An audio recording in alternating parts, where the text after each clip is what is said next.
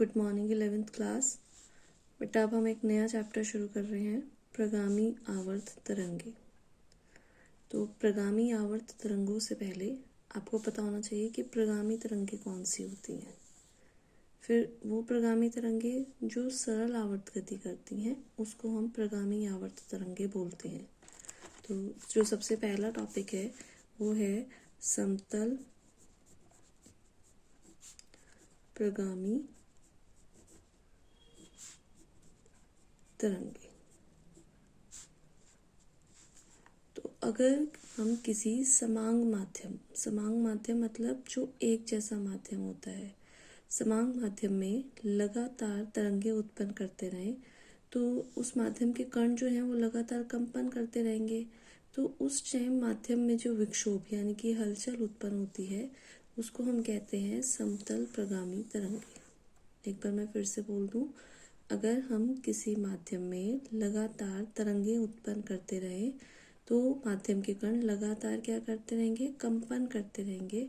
उस टाइम माध्यम में उत्पन्न हुए विक्षोभ को समतल प्रगामी तरंग कहते हैं। अब इसको हम एग्जाम्पल लेकर देखें कि अगर हम अगर लें, एक जल के तल पर हम अलग अलग स्थानों पर कॉर्क रख दें, कॉर्क जैसे बॉटल का ढक्कन टाइप का ऐसा कुछ हम रख दें और हम क्या करें कि एक छड़ से जल में तरंगे उत्पन्न करें। सपोज यहाँ पर एक छड़ ली हमने, यहाँ पर तरंग उत्पन्न करी और यहाँ सारे कॉर्क हैं। तो सबसे पहले क्या होगा, तो जो इसके कॉर्क हैं यहाँ पर ये सारे कॉर्क क्या करेंगे, धीरे धीरे ऊपर नीचे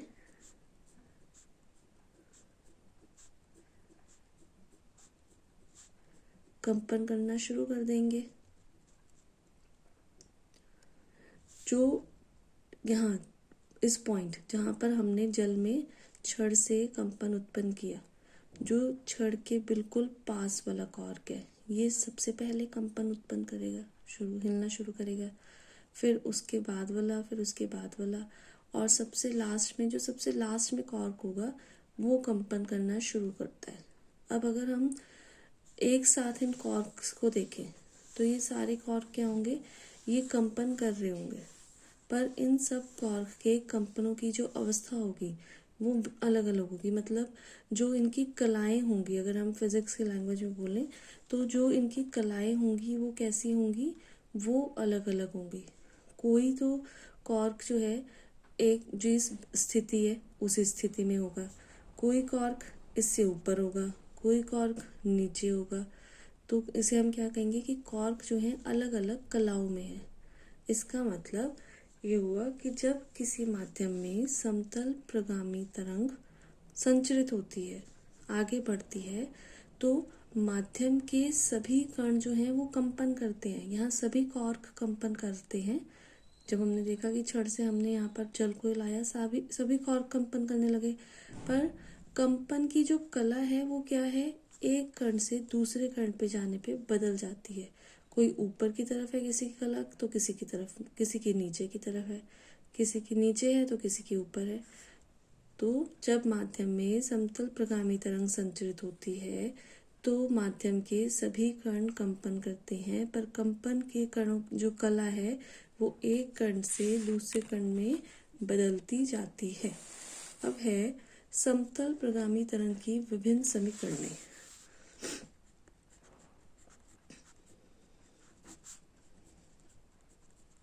ये 8 समीकरणें हैं और ये 8 समीकरणें आपको याद रखनी है क्योंकि इनका कोई डेरिवेशन नहीं है, बट इस पे बेस्ड न्यूमेरिकल्स आ जाते हैं एग्जाम में। तो जो न्यूमेरिकल्स में वैल्यू दी होगी उसके अकॉर्डिंग आप इक्वेशन यूज करेंगे।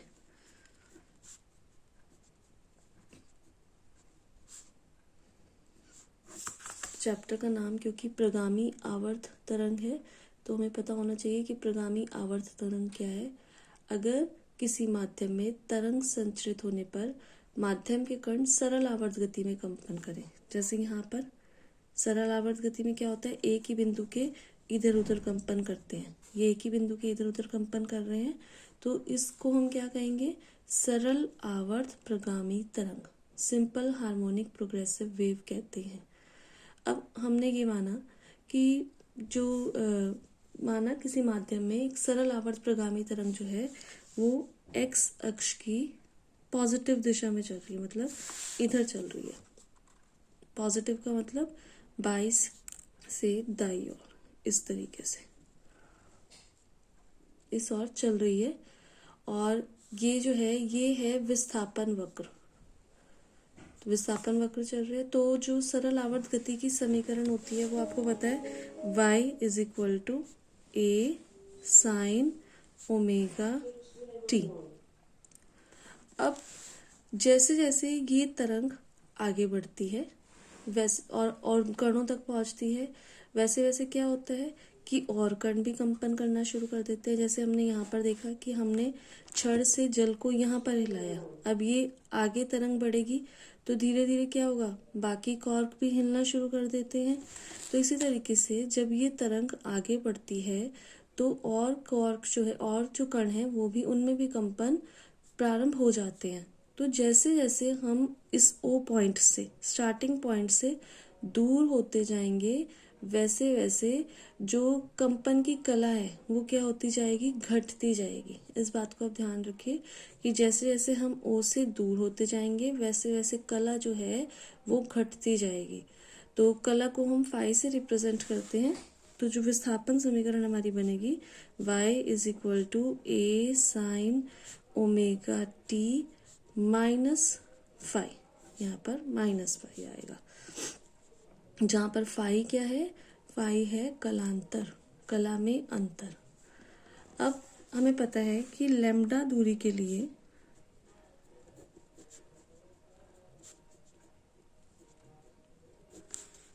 जो कलांतर होता है, लैम्डा दूरी जो है वो पूरा एक कंपन तय करने में, एक दोलन तय करने में जो चली गई दूरी होती है उसको हम बोलते हैं लैम्डा। तो पूरा एक कंपन तय करने में जो कला का अंतर होता है वो होता है 2 पाई। जैसे अगर हम एक चक्कर की बात करें, ये एक चक्कर, तो एक पूरा चक्कर तय में जो इस पूरे चक्कर को तय करने में चली गई दूरी है वो होती है लैम्डा। और यहाँ पर जो कलांतर हुआ वो कितना हुआ, 2 पाई हुआ। तो लैम्डा दूरी के लिए कलांतर है 2 पाई। अगर हम एकांक दूरी की बात करें, एकांक दूरी के लिए कलांतर है 2 पाई अपॉन लैम्डा। और अगर हम एक्स दूरी के लिए बात करें तो एक्स दूरी के लिए कलांतर कितना हो जाएगा, 2 pi upon lambda into x. तो ये 2 pi upon lambda into x हम कहाँ रखेंगे, फाई की जगह, क्योंकि ये फाई है कलांतर और यहाँ पर हमने एक्स दूरी के लिए ये कलांतर फाइंड आउट कर लिया। तो जो इक्वेशन बनी वो हो जाएगी y is equal to a sine omega T minus 2 pi upon lambda. इसको कहा जाता है के, संचरण नियतांक, प्रोपेगेशन कांस्टेंट।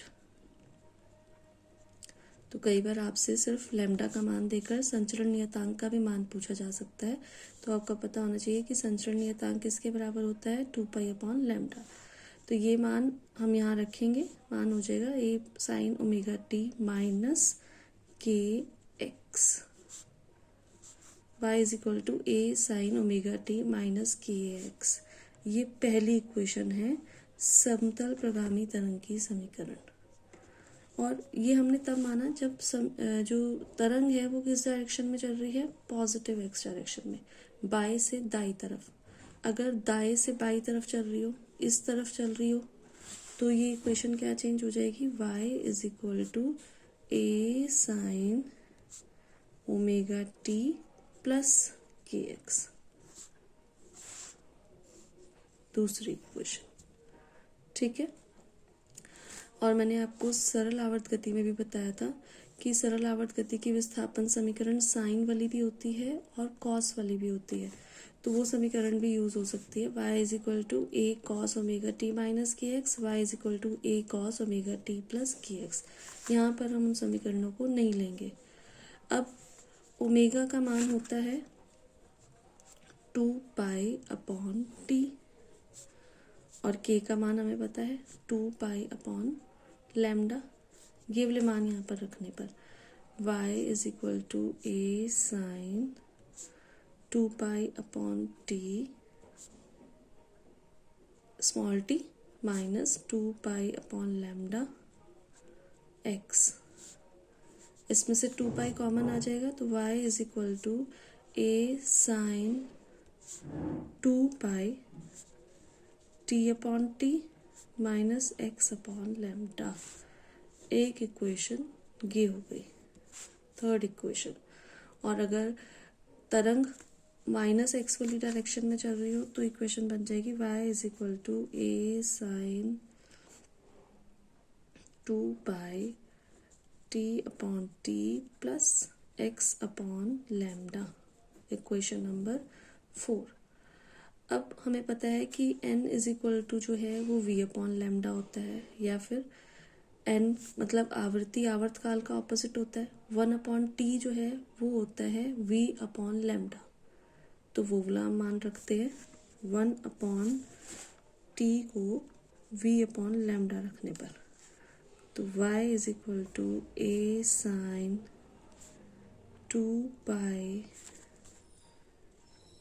1/t को हम रखेंगे v/λ into t plus plus नहीं आएगा, यहाँ पर माइनस आएगा x/λ। यहाँ से 1/λ कॉमन आ जाएगा तो y is equal to a sin 2π/λ common आया, अंदर बचा vt माइनस x। ये फिफ्थ इक्वेशन हो गई।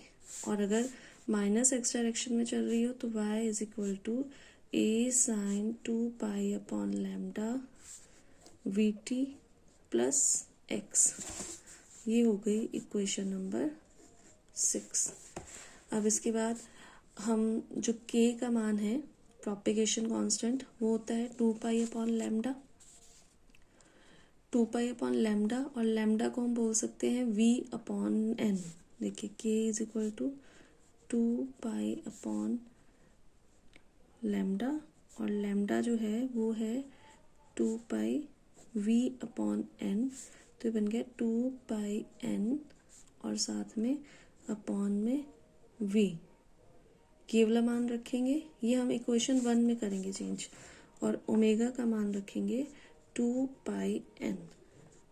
तो जो अब इक्वेशन बन के आएंगी वो होंगी y is equal to a sin 2πn t minus x/v। और अगर माइनस एक्स डायरेक्शन में चल रही है y is equal to a sin 2πn t plus x/v।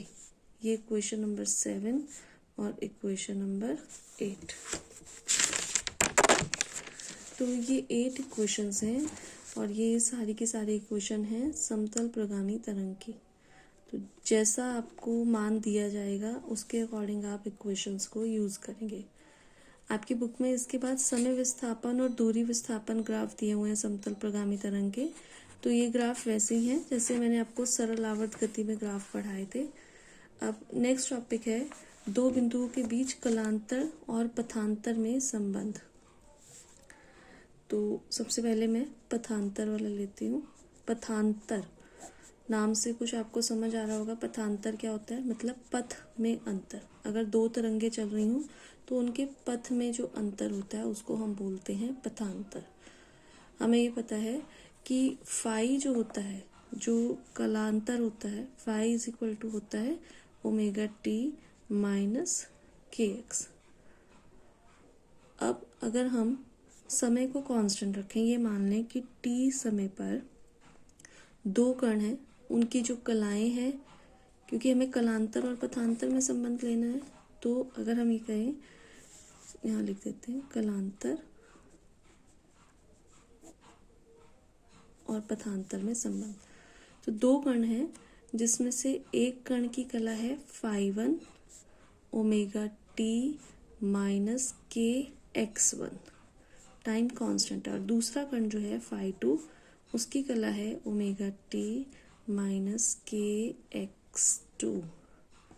तो कलांतर कितना हुआ, phi one minus phi two is equal to omega T minus के X one minus omega T, ये माइनस माइनस हो जाएगा प्लस के एक्स टू।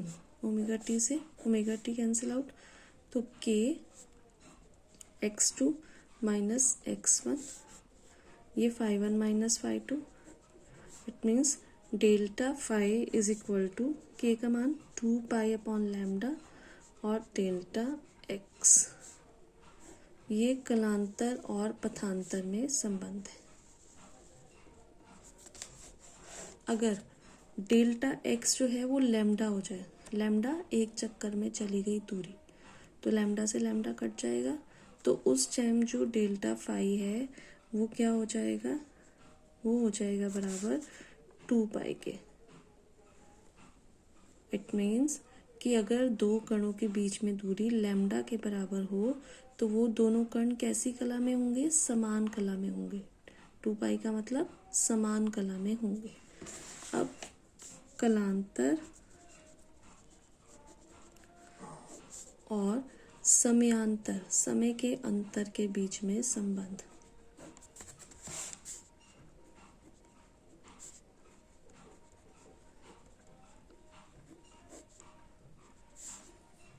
अब हम क्योंकि कलांतर और समांतर में संबंध ले रहे हैं, अब हम टाइम को चेंज करेंगे, पथांतर को एज इट इज रहने देंगे। तो phi one is equal to omega T one minus के एक्स और phi two is equal to omega T two minus के एक्स।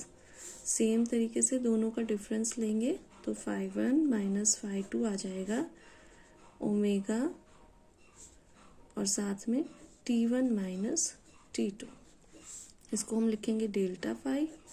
ओमेगा का मान होता है 2 पाई अपॉन टी और T1 माइनस T2 को हम लिखेंगे डेल्टा टी। ये संबंध है कलांतर और समयांतर के बीच में। अगर डेल्टा टी कैपिटल टी के बराबर हो जाए, कैपिटल टी मतलब आवर्तकाल के बराबर हो जाए, तो टी से टी कैंसिल आउट, तब डेल्टा फाई किसके बराबर हो जाएगा, 2 पाई के बराबर।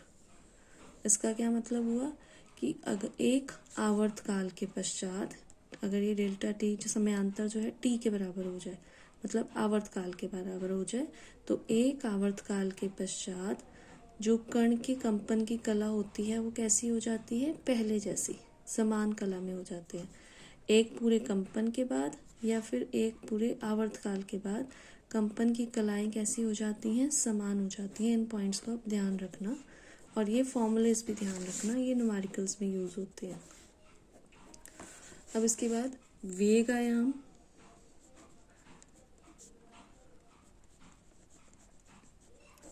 और त्वरण आयाम, बिल्कुल सिंपल टॉपिक। आयाम का मतलब क्या होता है, मैक्सिमम विस्थापन। तो अगर हमें वेग आयाम निकालना है, इट मीन्स हमें मैक्सिमम वेग निकालना है।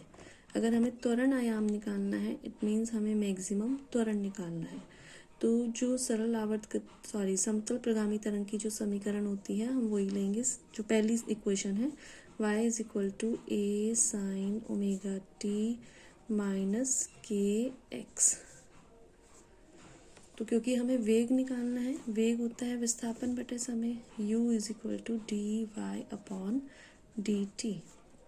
इसका डिफरेंशियल कर देंगे, a एज इट इज रहेगा। साइन का डिफरेंशियल होता है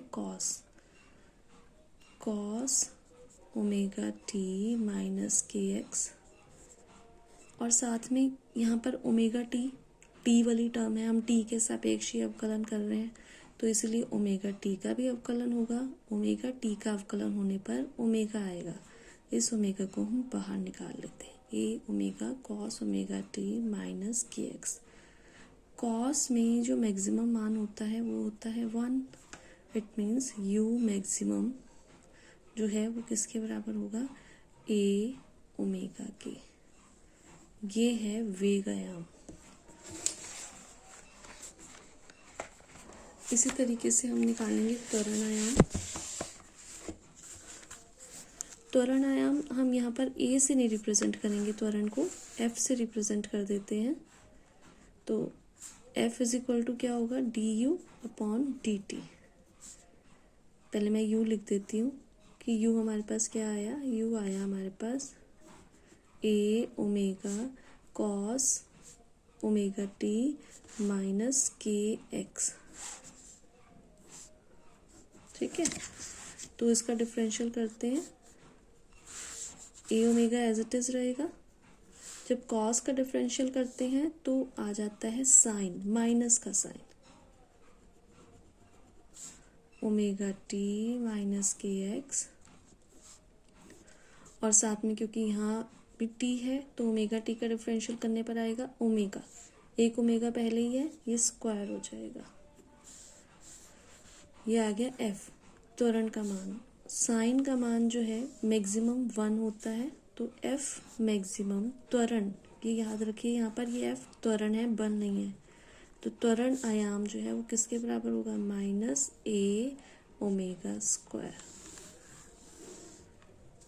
अभी आपका चैप्टर खत्म हो गया। इस चैप्टर के बाद मैं आपको एक वर्कशीट सेंड करूँगी जिसमें इस चैप्टर के और पिछले चैप्टर के कंबाइंड न्यूमेरिकल्स होंगे।